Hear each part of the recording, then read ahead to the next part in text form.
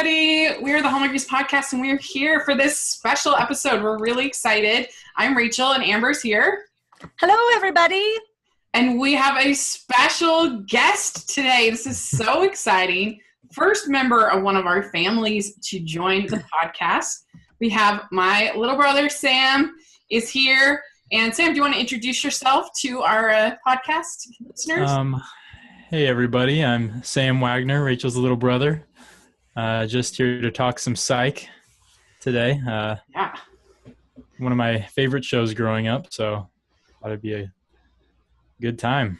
Yeah. So the Psych does air on Hallmark Movies and Mysteries currently. And this was there are no films airing this weekend on Hallmark. And there was only one last weekend, so it was kind of a week. And so we decided what we wanted to cover, and we decided to cover Psych. And so the first person I thought of is we got to have Sam on the program. So we're really excited. Are you excited, Amber? I'm so excited. I'm just like, yay, we get to play with little baby Rachel's little brother.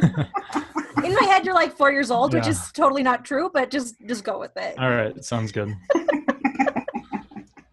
So, all right. So this is exciting. And first, I think we should sort of go over our overall histories with the show, our fandom levels or whatever. And then we'll get into talking about the characters and things we like, things that worked, and all that fun stuff. So I will start since I am the least invested. This was not a show. This started right after my mission, and so it was just not something that I don't know. I just didn't ever get into, but not because I didn't like it, but just there's just so many shows. It's overwhelming nowadays. And but I did see an episode here and there because Sam really liked it, and I enjoyed it. And I did watch the movie last year. Thought that was really funny. And then I watched the top 10. I found a list of the top 10 Psych episodes to get ready for this podcast, and I watched those and really enjoyed those. So it's a lot of fun. But I'm definitely the least experienced with the show as far as this podcast goes. So Amber, what about you? Yeah, so watched it season 1 through the whole thing. We own all of the series on DVD. So we're big fans in our family. Yeah, and I just love it. And I went and got my picture taken with James Roday and Dule Hill at Comic-Con this past year. Salt Lake Comic-Con last year. So it was pretty exciting. It was a good day. So it's a great show. I love it so much. And I bullied Rachel into doing this, so I'm pretty pleased. No, around from 14 to 16, I was obsessed with it. It was one of my favorite shows. I'd watch it like religiously. And then probably around 16, 17, I just stopped watching it and really haven't watched it since. But I have a lot of like fond memories for it. And one thing that I thought was funny recently was that at my school, they actually, next to my math class, there was like this massive line outside of a building. And I was like, well, what could that be for? So after class, I go and I look on Snapchat, I look on the map and look at that area. And it was actually like premiere for the Psych movie. And like James Roday was there. And it was like literally 20 feet away from me, and I could have gone. Sam, what were you thinking? I had no idea. But it's kind of fun. I don't know. That's about Why it. didn't you go? You should have gone. I had no idea that it was even a thing. I didn't know the movie was even happening. Oh, Sammy. Oh, Sammy. It was so funny, too. Even my not knowing the show that well, I still thought it was pretty funny. So, too bad. But you were steps away from greatness. At least you can say that. So that's good. Well, cool. So I have a little bit of trivia. Let's see. Amber, can you guess which one of the main cast members has been in the most Hallmark movies? I already know. So ask Okay, Sam. Because Sam, guess the guy who plays Lassiter. No. Good guess. No? You want to make a second guess? Let me think. Is it Sean's dad? Yeah, Corbin Burnson has been in the most Hallmark movies. He was in A Time to Dance, Love's Complicated, Portrait of Love, For the Love of Grace, and Love Comes Softly. So he's a hall star pretty much. He really is. This is pretty exciting. So because I would have guessed Maggie Lawson, but yeah, because she's been in two. But yes, but she's been the star of two, which kind of counts double. Yeah, that's fair. So anyway, yeah. But just for fun, Rachel. Yeah. Which main character has been in the most Disney Channel original movies? Ooh. That's a hard question. It's really tricky because it's tied. And it's just Carlton and, Timothy Omundson and Maggie Lawson both were in one. Oh, were they? Yeah. Oh, and Dule Hill was in an actual Disney movie. Yeah. In Holes. I can fix that. Oh, he was in Holes. Yeah. Yeah. Which I love Holes. I think is so good. I love the book and movie. One of the fun thing about Psych is that they will sometimes make in references to other projects. So they sometimes talk about Gus in Holes and say things, and it's really funny. Or they'll be like, "Oh, that's one Shia LaBeouf movie," stuff like that. Especially on the episode where they are digging the hole for the dinosaur, and there's little references in that episode, which is really funny. That's cool. That's really good. So let's talk about this cast.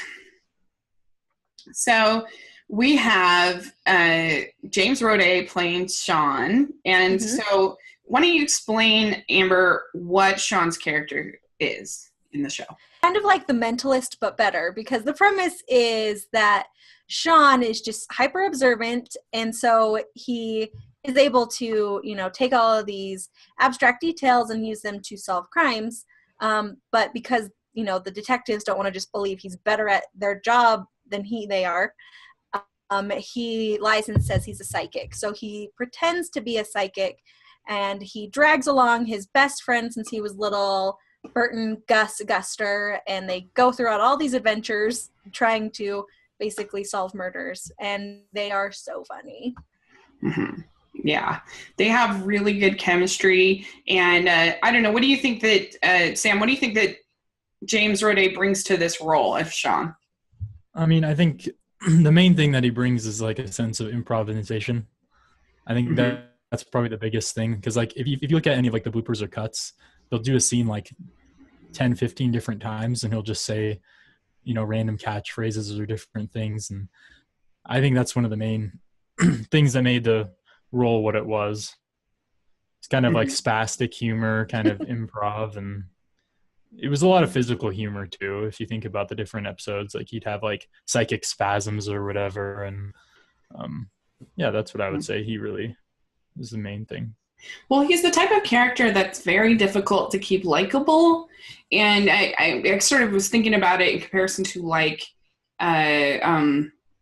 oh my gosh, Jim Parsons in Big Bang Theory, in a certain way that they're both kind of these somewhat selfish characters that that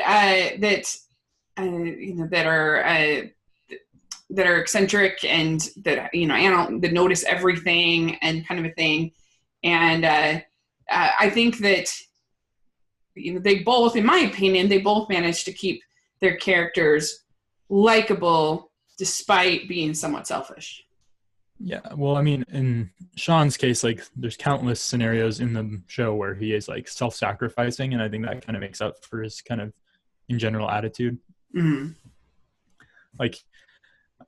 Not describing a particular situation, but there's lots of situations where Gus will be held at gunpoint or whatever, and Sean will decide to step out and be brave or whatever to save his friend. So I don't know. Yeah. At the heart of the show, one of the best things about it is the relationship between Sean and Gus. It's really, but when you get to see the moments where not just Sean and Gus have so much fun together, but where you see how much they love each other and they really care for each other. Gus walks into a bank where Gus is in a hostage situation, and Sean's I'm going in there. I don't care what happens. That is Gus in there. So it's a part of the show that really gives it a heart and even grounds it in some of the more absurd moments. Is just how much their camaraderie and brotherhood together. Yeah, I agree. So, well, let's talk about Gus Dule Hill. And he's kind of, if you were going to talk about Big Bang Theory, he's kind of the Leonard type character. You want kind of the straight man who is kind of dragged along in these situations, the Watson to Holmes kind of a thing. And what do you think about his performance, Amber? You've got to love Magic Head. He is such a great character with his snooper sniffer. This is going to be really inside for like people who actually have watched every episode, and they're going to be like, oh, those references, what a catch. But so he's just really fun, and like you said, he does oftentimes play the straight man to Sean's outlandish antics, but he serves not even just as like a foil for Sean. They're able to write him into the episodes in such a way that Sean uses Gus as like his interpreter when he's having psychic fits, so that it doesn't make Gus just there for no reason. He uses Gus and needs Gus so that he can do all this outlandish stuff and still at the end of the day get the crime solved. Yeah. One thing I liked is that like, yes, you have this situation where Sean is lying about having these psychic abilities, but like, you don't really hold it against him because nobody would have accepted, like, people are more accepting of a psychic than of somebody with special abilities, which is really interesting, actually, when you think about it. And I think that's kind of true. Like, I don't know, which I think is interesting. Yeah, I guess, like, what's the delineation between being psychic and being super observant? Yeah, that's fair. That's fair. I mean, I guess super observant isn't like predicting what's going to happen, or maybe it is. I mean, they always say that like the people who are, being psychic and like talking to the dead, the ones that are shams, they just like read your tells, and that's how they can say like, oh, your dead grandmother, and then you're like, oh, I do have a dead grandmother, like that kind of stuff. So I think that is, interesting. But I don't know. I just think it's interesting that we as like a society would be more accepting of somebody that's psychic versus being accepting of somebody who's just like gifted. You know what I mean? Mm-hmm. But maybe the line isn't that far. Yeah, but I don't know if that's necessarily true too. You don't think so? No, I mean, not totally. I mean, I don't think that psychics are relatively popular right now. Mm-hmm. I would say. Yeah. I also like the fact that like they never make really that much, at least what I've seen, make a big deal about the fact they have a like mixed race friendship. Like they're just friends, which I appreciate that about the show. It's not really that big of a deal. I think the only time they ever really talk about it is when like Let's Do-Wop It Again and what's it called? The other one that has Steve Urkel in it. Oh, yeah. Where he has like his friends from college who show up, and Sean just like wants to be in their a cappella group, and it's called Blackapella, and they're like, you can't be in our group.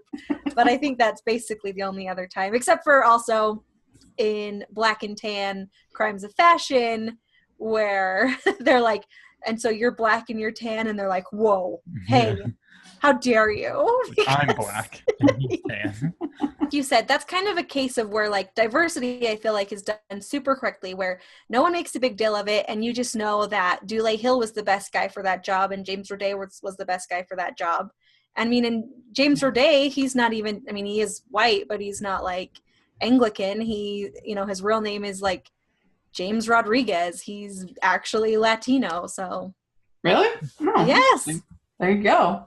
About the people over at the station. So yes, we have Carlton Lassie Laster, played by Timothy Omens, who I know a little bit better from Gallivant, which is a great show that we should talk about sometime on this podcast because it's super fun. And anyway, but he's a very funny actor, but he plays like the chief detective, basically.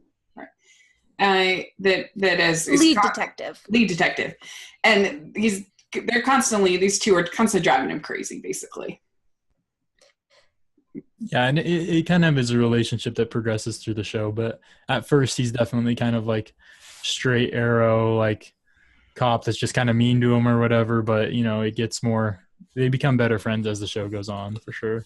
Yeah. And his kind of personality, I think, gets more quirky and more quirky as the show goes on. Close. So, and that's always comes through, I think. Okay, so the next person we'll talk about is Maggie Lawson's character. We'll talk about Jules, and so she comes on as an officer, junior detective, and she becomes the love interest. And there's another love interest in one of the episodes that I saw with Rachel Lee Cook. Yeah, Abigail. Yeah, Abigail. Yeah. What did you think of, I guess, both of them and their like chemistry with Sean and just how that whole story played out? I liked her before. Like, I liked her more before she became like a real romantic interest in Sean. Okay. I think that's sort of when the show was like at its high point, was just when all the characters were doing their own thing, and then as their romantic like things started developing, and like even at some point in the show they like move in together, that's where I think the show started going downhill for me and like a lot of my interest in it for some reason. I think like there's a thing with these shows where you have the main girl and you have the main guy, and it's almost like they're going to get together, and so it's like almost makes it kind of predictable, and then the writers kind of feel like they have to do it, I think.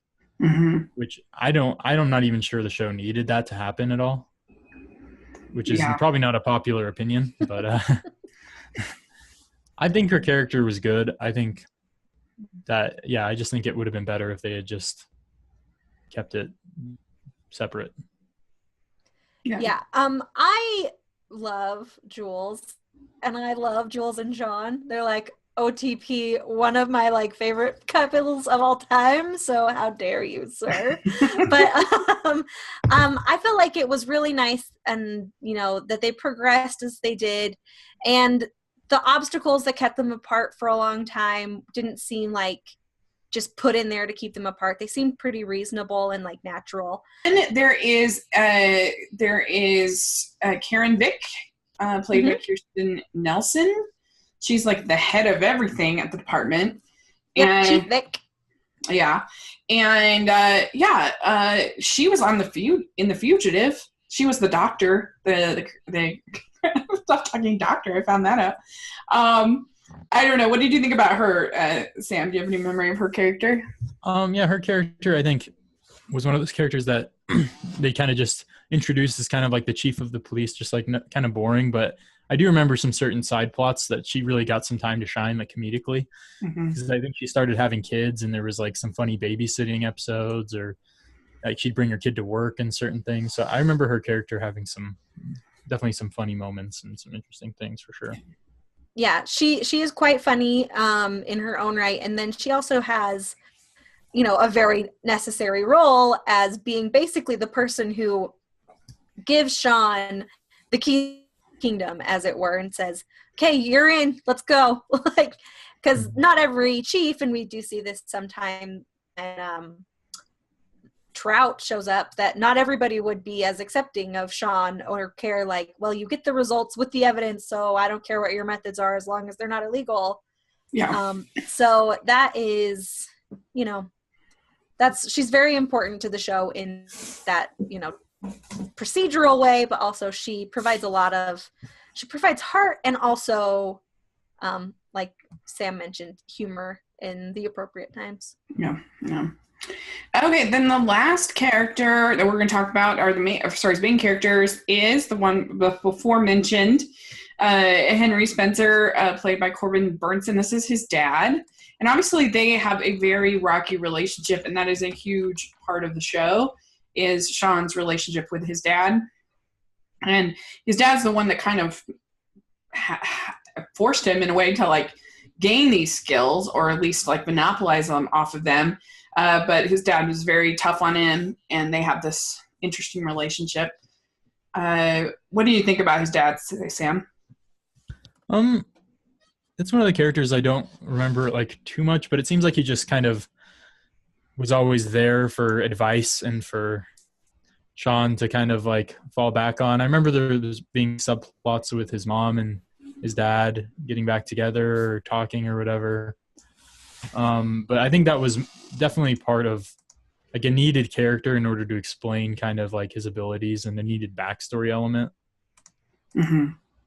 But yeah, and his mom's played by Sybil Shepherd, I believe, right? That's correct. Yeah. Mm-hmm. What do you think of his dad, Amber? Henry is really tough because you can see why Sean and his dad have such a terrible relationship, especially in the flashbacks where he's like honestly kind of a huge jerk. But he's also super necessary because he helped hone Sean's skills. But I don't know, he does have funny moments, and as the show gets on later, as you know, Henry and Sean's relationship heals and he has a bigger role at the police department, his character becomes more important to the storylines instead of just a tool for Sean to utilize when he wants more information. Mm-hmm. But I love Corbin Burnson, and also, later on in the series, they allow him to have a bit more fun as a character. So it's always nice when he gets to be funny as opposed to just kind of a jerk.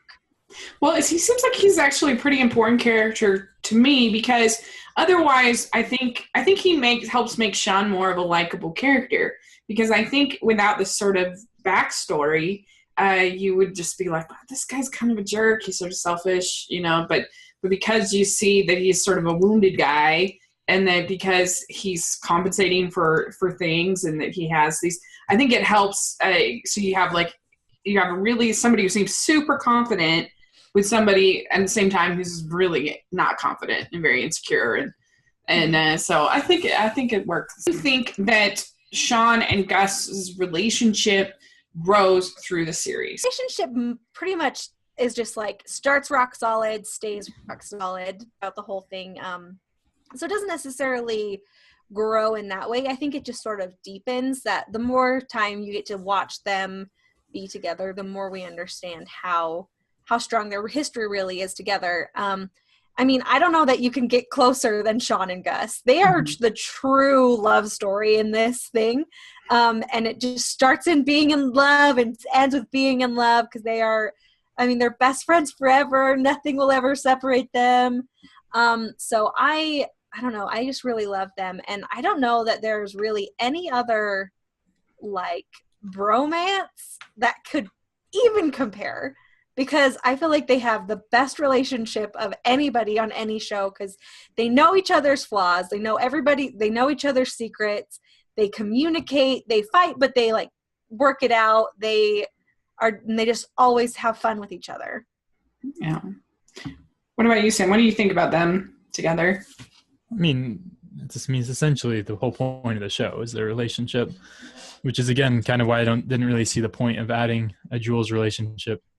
I don't know. It's hard to say like that it progresses at all. I think it's, as she said, pretty rock solid. I mean, there's moments where Gus will go back to his pharmaceutical job and Sean will have to try and convince him to come back, and he'll be resilient or resistive to the idea. But yeah, for the most part, I mean, it's pretty much the same as far as I can remember. Yeah. Cool. So what were some of your favorite guest stars over the years? Or any that particularly stick out for you? Did you have any, Amber? So I think my favorite guest star is George Takei as George Takei. I feel like when he is in that episode, he is so funny. He's like such a huge diva, and he does like a super funny, great job where you could believe that that's how he would be, but obviously if he was like that in real life, he wouldn't. And so I think that's probably my favorite one, which is a little bit, I guess a hard pull, but I also really love the choices that they made for Gus's parents, Hudson and Felicia Rashad as his mom and dad. I feel like they were really fun casting choices.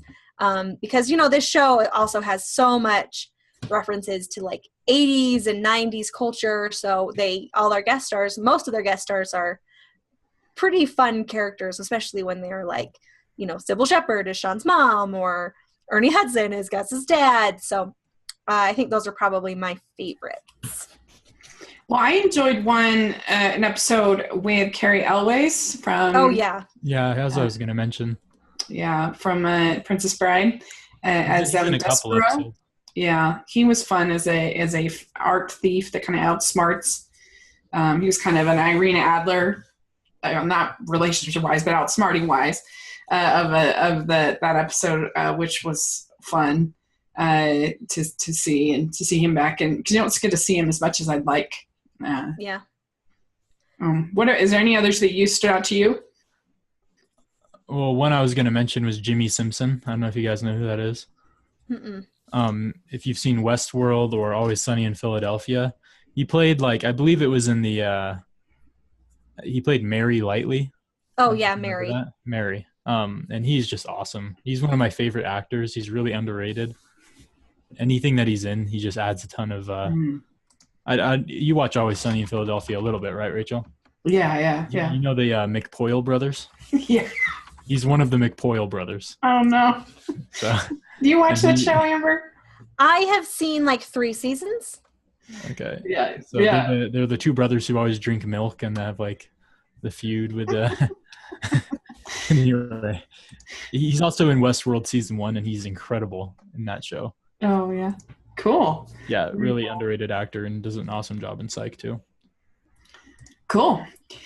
So what were some of your favorite episodes that stood out to you? Well, let's see. One that I remember really liking, and this just pops into my head. I can't remember what the title was exactly. It might have been Tuesday the 17th. Yeah. Is that the one where Lasseter moves into the new apartment building? Oh no, that's Here's Lassie. Yeah, Here's Lassie. That one's really funny. Yeah, it is. Pretty much anything from season 1 till 3 is amazing. I think that was probably the best 3 seasons of the show. Of the ones that I saw, my favorite was the Spelling Bee. I thought that one was really funny and clever. Meachum. Yeah. Meachum. Banana. Yeah, banana. Right.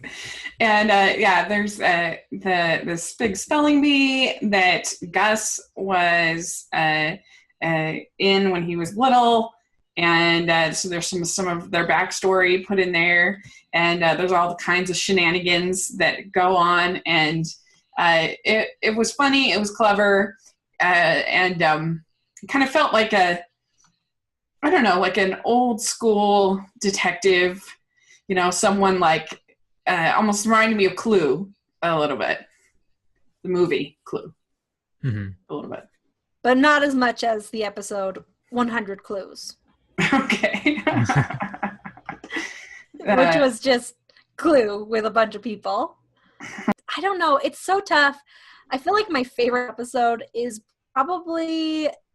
it's probably tied between season 2, episode 1 and season 2, episode 16, American Duos and Sean and Gus of the Dead.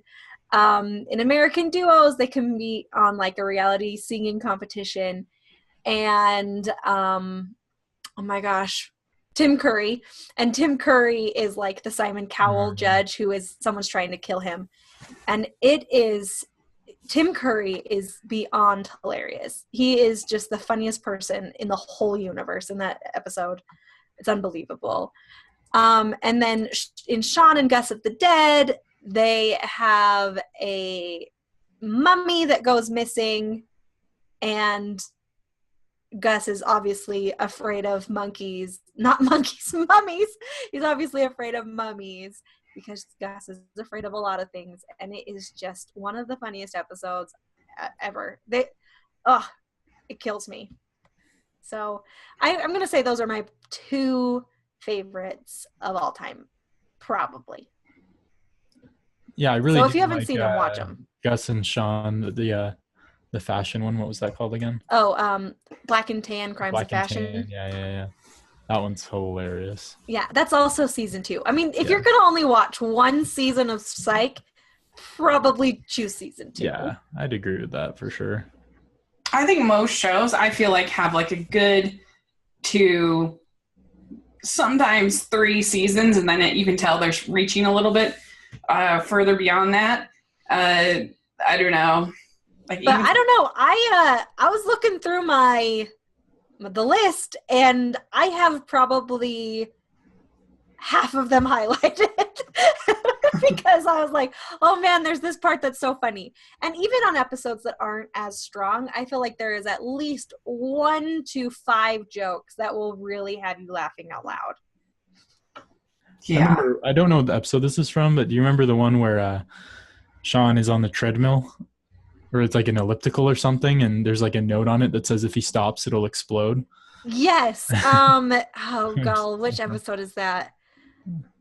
Dang it! It's in the episode. There's an athlete who I think it's Dead Man's Curveball.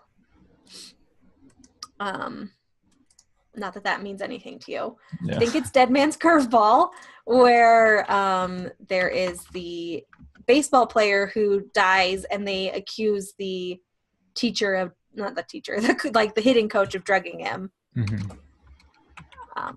Yeah, that part. That is so funny. Gus comes in and Sean's just like soaking in sweat. He's like, "How long you been going for?" He's like, "An hour" or something like that. It's so funny. He's like almost dead.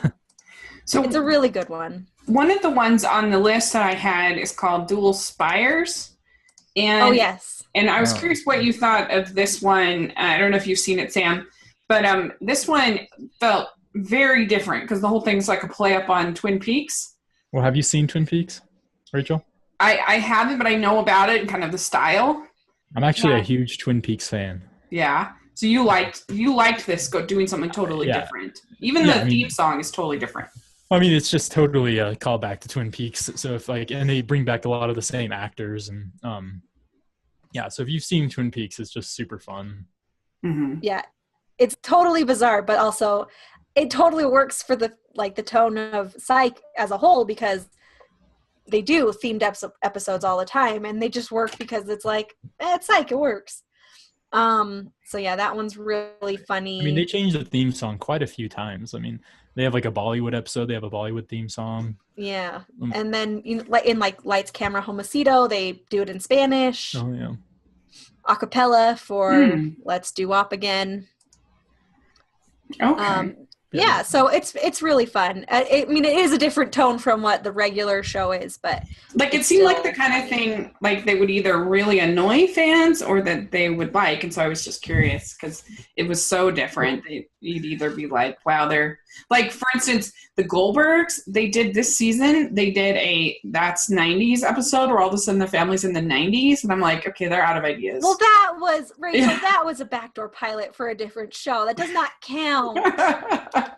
It was lame, and you could just tell that they're out of ideas, and at least to me, I thought it was lame. And Rachel, it was a backdoor pilot. You can't base a show on the backdoor pilot for a spin-off series. That doesn't count. Well, no, I've watched the Goldbergs for a long time. I was just saying, I felt like that was the episode they kind of jumped the shark. That it was like, okay, they're out of ideas. But that's because it wasn't even an episode of the Goldbergs. It was just a pilot for another series set in the same universe. I guess. No, I guess it was. Sam, back me up on this. I've never seen the Goldbergs. I have no idea what you're talking about. That's like you saying, oh my gosh, I can't believe they had an episode dedicated to Laverne and Shirley because I was watching Happy Days. No, Rachel, it's a different show. Just in the same universe. I guess. I don't know. I just felt like, wow, they've really ran out of ideas, but I don't know. I guess I didn't think about it as much as I should have. The Twin Peaks one of Psych didn't feel like that to me. And one of the questions that I kind of had about the show in retrospect was I enticed such a kind of a young audience in general when a lot of the throwbacks were to things that the audience didn't understand. I'm sure most of the audience that watched the Twin Peaks episode has never seen Twin Peaks, and it still was an enjoyable episode. Yeah, that's And interesting. a lot of the actors that they brought in were from things that most of the audience hadn't seen again. So It's really true because there's like all this stuff that's nostalgia for the 80s, and you're like, but that's very popular amongst younger people. I mean, it sounds old when I say things like that, but people like yourself, Sam, that love it. But things like Stranger Things and the Goldbergs and stuff like that. That's very like nostalgic of the 80s, but people like it that aren't from that generation, which is interesting. I don't know. What do you think? Why did you like it so much? Well, yeah, I mean, I think the humor is funny regardless of whether you understand some of the references. And I think a lot of the way they do it is kind of in passing. They'll kind of just say, oh, a small remark about a reference about something, and that it doesn't really impact your enjoyment of the show in a lot of ways. I think the first time I saw the Twin Peaks episode of Psych, I had never seen Twin Peaks before. I still thought it was a pretty good episode. It was just kind of weird. Yeah. But yeah, it was interesting to me to kind of like watch the show again a little bit and be like, wow, like I'm sure I didn't get half these references when I first watched this. Did you watch Twin Peaks, Amber, when you saw the episode? I had seen, I think, the first season of Twin Peaks at that point, but I haven't even watched the whole thing. Oh, you haven't seen the new season yet? No. It's crazy, man. You want me? I mean, I spend too much of my time watching Hallmark. I can't really start. Well, it's definitely pretty R-rated. So, Sam, why are you watching it? Well, Sam, close your eyes. It's bizarre though, and it's crazy. Yeah. So, why do you think, Amber, that we're drawn to the younger people, or just everybody seems drawn to like 80s nostalgia now? Well, I mean, the 80s were awesome, at least as far as like clothes and movie and all that stuff went, right? I mean, come on. You can't really beat, I don't know, The Breakfast Club. I mean, you can beat The Breakfast Club, but it's iconic. And so, I mean, they're far enough away that they are like classics, but also not so far away that they're in black and white and people hate black and white movies for some reason. Well, I wonder if it's kind of like sort of a Midnight in Paris effect, if you've seen that movie, that like if you think about the 80s, what movies were in the 80s? You had things like Dirty Dancing set in the 60s, like American Graffiti, and just a bunch of other movies that were set in the 60s. So maybe that's just a thing we do, is we sort of look back 20 years. Yeah, absolutely. I mean, and like they say, all fashion recycles, so eventually we'll end up wearing hoop skirts again, I guess. But what I want to say is that I think part of the reason why the show is so successful is because it, like Monk, it is a procedural show where they solve a murder each week. So there is that, that beginning, middle, and end that you can always watch. You don't have to watch Psych in order. You can watch it out of order and still enjoy it. Yeah.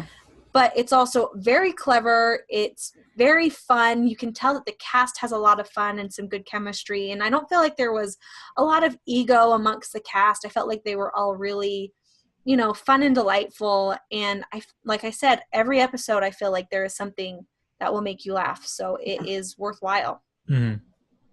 Well, I think another reason why it was so popular among younger audiences was that it was funny, but it was also super family friendly. And so I think even if you look at like Mormon families, I've found that it's like, I always will be like, oh, have you seen this? And they'll usually say, yeah, that was one of the shows my parents let me watch, Yeah. And it felt like an adult show, but it also lacked kind of that usual adult content. So that was nice.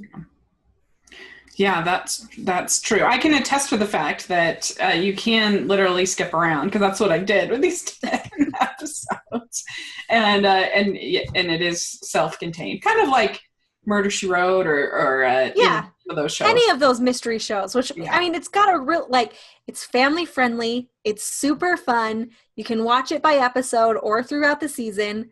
It's got a perfect home at Hallmark Movies and Mysteries. It just belongs. Yeah. And so do you think that are we going to see more now? I believe Steve Frank said that he has plans and is willing to do 5 more movies. right now he could just go. So Steve Franks is obviously like the writer and creator of the show. And I don't know because I like don't hang out with them and talk to them in real life, but I am pretty darn sure that the cast would do a new movie any second of the day. Like they would just be for it. Yeah, the only one is like I don't know, but I know that when they did this movie that the Timothy Omens was sick, and I don't know, like I think he was planning on doing it. They had it written for him, and then he had a stroke. And so he had not recovered in time for him to film it. So that's why they ended up just doing that phone call. Okay. So he's well as far as you know. I feel like, I've seen things where he's doing better. Okay, good. Okay. I don't, I'm not his mom, but I based on what he posts on his Instagram and his social media, it looks like he's, in recovery and doing rehab and all that stuff. Cool. It did not even talk about the pineapple, because there's always a pineapple hidden in every episode. So when you watch them, always look for the pineapple. Also, fun recurring things like the I've heard it both ways is also when Sean says, and my partner Peter Panic, and my associate Gus Silly Pants Jackson. Those are always funny where he comes up with the random names to introduce Gus. The one where they're impersonating doctors and they have to pretend to have like the African clicking dialect? Yes. Like this. I mean, I wouldn't even be able to do it, but yeah, I mean, it's just so funny. And those are the things that, like Sam was mentioning, that Dule and James Roday would just make up on the spot and just try to make each other laugh. And then also I've heard it both ways. Did I already mention that? I think I did. And Gus, don't be a gushy chocolate chip. He always tells Gus to don't be something. And those are so funny. So look for those things. Gus saying, heard about Pluto? Messed up, That's right? messed up, right? Classic pickup line. It works every time. When we have guests on our show, we like to ask them some fun questions. And so since I have convinced you to come on our show, we're going to do it. Oh, the first one is, what's the best ice cream flavor? Best ice cream flavor. I'm going to have to go with it, just classic mint chocolate chip. Very good. Favorite color? Purple. It's my favorite color. I didn't know we had the same favorite color. Oh my gosh, you guys are like so cute. Yeah. There you go. Who knew? Okay. And what music are you listening to right now? A lot of like indie rock. And give us some bands. Rap. Let's say Beach Fossils, some Kendrick Lamar. It's a big mix. Loving it. Rachel loves rap as well. That's what I've heard. Right. Yeah. You do, don't? I swear you said that on the podcast. What? No. I'm gonna go back and listen to the tape. I wouldn't. I don't think she would say that. No, Rachel I've never loves said rap. that. It's her favorite. False. Okay. Go to date night food. Does he go on dates? Is he old enough? He goes on 21. He goes on way. That's what I'm saying. Are you old million enough more to dates. go on dates, little Sam? Sam's like an authority on dates and Okay, getting fine. dates. Go to date night food. Date night food. I mean, it's risky, but if they like it, sushi. Most of the time they don't. And so then usually the backup is just something simple or like American burger type of place. Okay. Go to date night activity. Netflix and chill does not count. Keep it simple and just like have ice cream or go somewhere cool. I don't know. I'm not a big fan What's of someplace cool? movie dates. I don't know. Like, what's cool to the kids nowadays, Sam? I don't know. If you're in Salt Lake, you can go like somewhere in City Creek or downtown and just walk around and get some ice creams, talk. I think that's usually one of the best things to do. Now, how slow do you walk? Do you walk as slow as like the couples on Hallmark movies, or like a pace where the people behind you wouldn't scream? I'm not sure how fast they walk on Hallmark movies. Very slow. Yeah. They like to take a leisurely pace with their strolls along the beach, kind of like maybe half a mile an hour. The sand is lapping them. Yeah. Okay. Okay, now these are some either or questions. Dogs or cats? Dogs. Beaches or mountains? Ooh, beaches. Look at you and Rachel, twins again. Yeah. Okay, suit and tie or sweats? Sweats. Okay. Favorite holiday? Halloween. Yes. Represent for Halloween. Proud of you. I'm talking Do you about. dress up in costumes though? Yeah, try to. What was your costume last year? Costume last year, I believe, was a like 60s hippie type of guy. I had a big afro. Okay.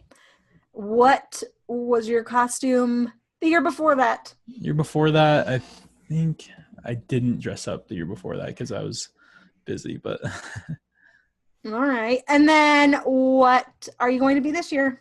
this year I have no idea. Are you going to be Gus? Are you going to be Sean? Maybe I'll be the pineapple. Yes, be the pineapple. Mm. Okay. And now this one, I don't know how you're going to do, but let's see. Favorite Hallmark movie? Oh, I don't know if I've ever seen one.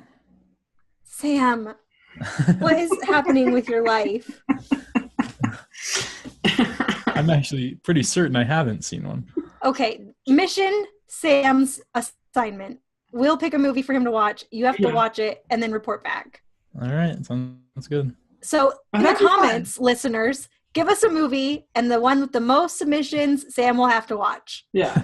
Uh-oh. Try not to choose a sequel, Yeah. because that won't make any sense. That a young 21-year-old will like. Something fun. What would you pick, Amber? What would I pick? Yeah. For Sam to watch? Yeah. I don't know. That's why I'm leaving it up to the listeners. All right. I don't know which one I would pick. I guess you're like I'd probably pick a Christmas movie. I think you could like a sweet, fun Christmas movie. Yeah, maybe. Like you could watch it with a girlfriend or on a date or something like that. Like I think, or alone in your room crying into a tub of ice cream. Either way, I already have La La Land for that. I don't need it up to the audience. Okay. This will be fun. Yeah. So tweet to us. What should we do? Like hashtag Hallmark Sam or something like that. Yes. Yeah. Hashtag Hallmark Sam, and with your recommendations, 21-year-old single young man With really cool headphones. that loves La La Land. Loves La La Land. Yeah, that loves La La Land. What do you recommend for him? And this will be really fun. So, alrighty. Well, thank you so much for joining us, Sam. We had so much fun talking about Psych. We really appreciate it. No problem. All right. Super fun. We'll let you Bye, know. Sam. Nice Look forward to talking to you, having you Amber. back to talk about your review of the Hallmark movie. If you want a review, I'll spare no criticism. Oh, Yeah. Okay. All right. We're ready. Thank you so much. All right. Talk to you guys later. Bye. We hope you enjoyed our bonus episode this week where we got to talk with Amy Lynn Craig about our favorite Lifetime movies. That was pretty fun. And so let us know some of your favorite Lifetime movies, and we're excited to have her on board as the Lifetime movie correspondent, and part of our podcast. Up this week, there isn't any movies on Hallmark. Can you believe it, Amber? Yeah, what are they thinking? It's like they forgot April was a month? Come on, guys. Get your act together. Yeah. Yeah. We have a podcast to make. We can't just keep reviewing your TV series. Yeah, for real. It's pretty rude. And I mean, and not just, it's one thing to not have one on the main channel. And they try to like cover it by having these movie marathons, but it's not covering it. We know. Yeah, we're, don't expect me to be live tweeting up your channel, guys. So that is a thing. And so, yeah, we just have One Calls the Heart, Meet the Pete's. And then we're really excited. Next Monday, we have a special interview with Catherine Disher from The Good Witch, which we are so excited about. So something definitely to put on your calendar and look forward to because it's pretty awesome. And we're really excited for you guys to hear that. Absolutely. You guys, I don't want to spoil anything for you, but Catherine Disher is the greatest person on earth. She's amazing, and it was so fun. And we are so excited because next week on the podcast, we are going to be talking all about The Good Witch, and we are going to be having our new Good Witch correspondent that's going to be joining us for our recaps of that show. One of our friends from Twitter, Georgia, and at Georgia Speech, is agreed to be our co-host for The Good Witch, and we're really excited for Good Witch recaps. And so she's going to join us next week to kind of preview. We're going to talk about the movies / first three seasons of the show and kind of what we like about the show. And it's going to be really fun. So if you're Good Witch fans, you're going to want to make sure to tune into that next week. So lots of fun stuff coming up on the podcast, even if not so much good stuff coming up on Hallmark Channel this weekend. And so we're excited. And so Amber, how can people contact you? As always, I'm at Amber Brainwaves on Twitter, and that's it. Awesome. And you can find me at Rachel's Reviews on iTunes and YouTube. Make sure you're following the podcast on Twitter, Instagram. We post every single day. We try to live feed, live tweet everything that they do, all the new programming. And we are available. The podcast is available on YouTube, iTunes, Stitcher, SoundCloud, everywhere that you can pretty much download podcasts. We are on and there. So please check that out. Please put your reviews for us on iTunes and rate us. We really appreciate it. And thanks so much. And we will talk to you all next week with The Good Witch. Bye. And don't forget to hashtag Hallmark Sam, your favorite pick, so that Sam gets to watch it. Yes, Hallmark Sam, and we'll find something really great for him. Like, don't try to troll it because he could be turned off Hallmark movies forever. This could be our one shot. So let's pick something good. So, all right, great. Well, thanks, and we will talk to you all next week. Bye. Bye, everybody.